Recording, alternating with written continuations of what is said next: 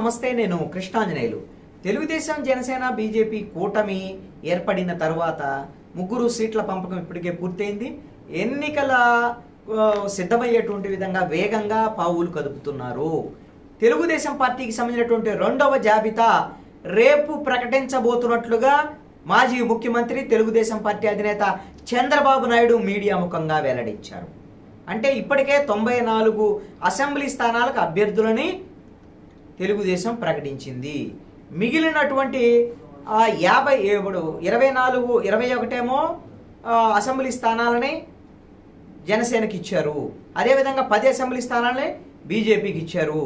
అంటే ఇక మిగిలినటువంటి ఎమ్మెల్యేలకు సంబంధించినటువంటి విషయంలో, అభ్యర్థులకు సంబంధించినటువంటి విషయంలో ఒక 50కి సంబంధించినటువంటి సీట్ల వరకు తెలుగుదేశం పార్టీకి ఉంటే వాటిల్లో 20 నుంచి 25 అసెంబ్లీ స్థానాలు, అదేవిధంగా 7 నుంచి 8 ఎంపీ స్థానాలకి రేపు అభ్యర్థులను తెలుగుదేశం పార్టీ ప్రకటించబోతోంది.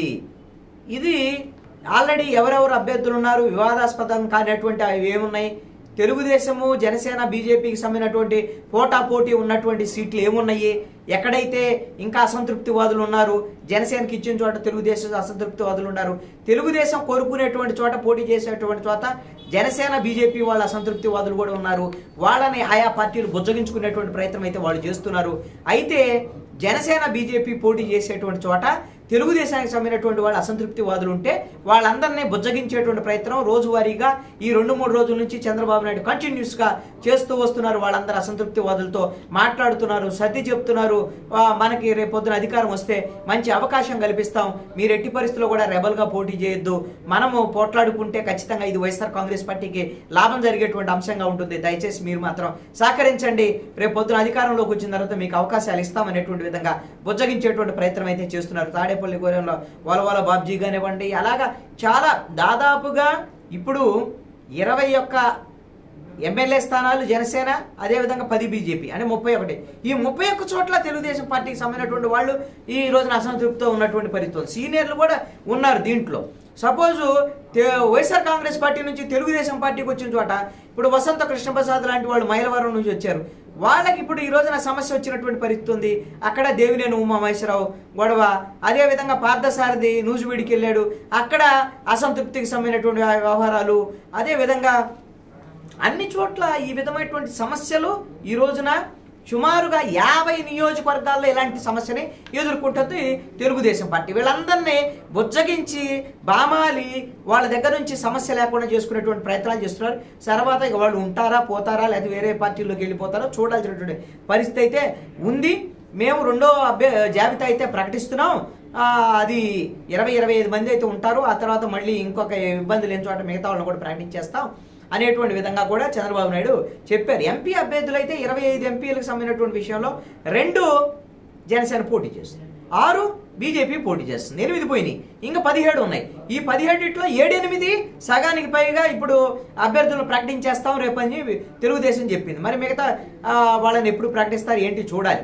అయితే బీజేపీ జనసేన అభ్యర్థులు ప్రకటన ఎప్పుడు 21 స్థానాలు జనసేన పార్టీకి ఉన్నాయి, 5 అభ్యర్థులు మాత్రమే పవన్ కళ్యాణ్ ప్రకటించారు.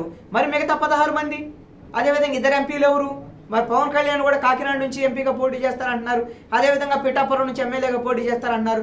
2 చోట్ల పోటీ చేస్తారా లేదా ఒకదానికే పోటీ చేస్తారా ఏమిటి అనేటువంటిది మాత్రం తేలటం లేదు. ఇప్పుడు అది భీమవరం లాంటి చోట పవన్ కళ్యాణ్ పోటీ చేస్తారనుకుంటే అక్కడ పులివర్తి రామాంజనేయులు పవన్ కళ్యాణ్ మేము 2019 ఎన్నికల్లో పోటీ చేసిన ఆయన తీసుకొని తెలుగుదేశం పార్టీ నుంచి ఇప్పుడు జనసేనలో చేర్చుకున్నారు. మరి ఆయనకు సీట్ ఇస్తారా భీమవరంలో, ఏంటి పరిస్థితి అనేటువంటిది తెలియదు. ఇవన్నీ నేపథ్యంలో జనసేన బీజేపీకి సంబంధించినటువంటి అభ్యర్థుల ప్రకటన ఎప్పుడు అది వాళ్ళ పార్టీలు చేసుకుంటారు. దానికి సంబంధించినటువంటి విషయంలో వాళ్ళకి స్పష్టత ఉంది. వాళ్ళు అభ్యర్థుల ప్రకటనలో వాళ్ళ ఇష్టము అనేటువంటి విధంగా చంద్రబాబు నాయుడు మాట్లాడాడు. ఇప్పుడు పవన్ కళ్యాణ్ అయితే మాత్రం రేపు మాపు ఈ జాబితా అంటున్నారు, కానీ ఆ జాబితా మాత్రం జనసేన పార్టీ జాబితా బయటికే రావట్లేదు. బీజేపీ వాళ్ళు మాత్రం బయటికి మరి ఏ మాట చెప్పటంలా ఎంపీ స్థానాలు 6 వచ్చినాయి, ఆ ఎంపీల్లో వాళ్ళకి తేల్తున్నట్టు పరిస్థితి లేదు. నాయకులు అయితే ఎక్కువ ఉన్నారు, సీట్లు అయితే తక్కువ ఉన్నటువంటి పరిస్థితి ఉంది. పురంధేశ్వరి పెనమలూరు ఎమ్మెల్యేగా పోటీ చేస్తారని ఒక చర్చ జరుగుతుంది, రాజమండ్రి నుంచి ఎంపీగా పోటీ చేస్తారని ఇంకొక చర్చ జరుగుతుంది. ఈ విధమైనటువంటి పరిస్థితుల్లో మరి ఎలా ఏంటి అనేటువంటి దాని మీద ఇంకా తేలలేదు. అయితే ఈ నెల 17వ తేదీన చిలకలూరుపేటలో చంద్రబాబు నాయుడు, నరేంద్ర మోడీ, పవన్ కళ్యాణ్ ముగ్గురు కలిసి ఉమ్మడి మేనిఫెస్టో సభని చిలకలూరుపేటలో నిర్వహించబోతున్నారు 17వ తేదీన. ఆ మేనిఫెస్టో సభకు ముందే ఒక రెండవ దశ జాబితాను తెలుగుదేశం పార్టీ ప్రకటించబోతుంది. మరి పవన్ కళ్యాణ్ కూడా జనసేన రెండో జాబితాను ప్రకటిస్తారా? అసలు బీజేపీ ఒకటో జాబితా ఉంటుందా లేదా అని బీజేపీకి సంబంధించినటువంటి విషయంలో దేశవ్యాప్తంగా ఒక లిస్ట్ అయితే ఇప్పటికే ప్రకటించారు. 543 స్థానాలకు గాను 195 ఎంపీ స్థానాలకు సంబంధించి బీజేపీ ఇప్పటికే ప్రకటన చేసింది. ఈ రోజో రేపో మళ్ళీ కొన్ని ఎంపీ స్థానాలను ప్రకటించేదానికి అవకాశం ఉండదు. ఫస్ట్ లిస్టులో తెలంగాణకు సంబంధించినటువంటి 9 మంది ఎంపీ అభ్యర్థులను అయితే ప్రకటించారు. ఆంధ్రప్రదేశ్లో అప్పుడు ఇంకా తెలుగుదేశం పొత్తులోకి రాలేదు కాబట్టి ఎవరిని ప్రకటించాలి. ఇప్పుడు తెలుగుదేశంతో పొత్తు అయిపోయింది కదా, 6 అభ్యర్థులు అనేటువంటి విషయం, 6 సీట్లని ఎంపీ స్థానాలను ఇచ్చేయటం కూడా జరిగింది కదా.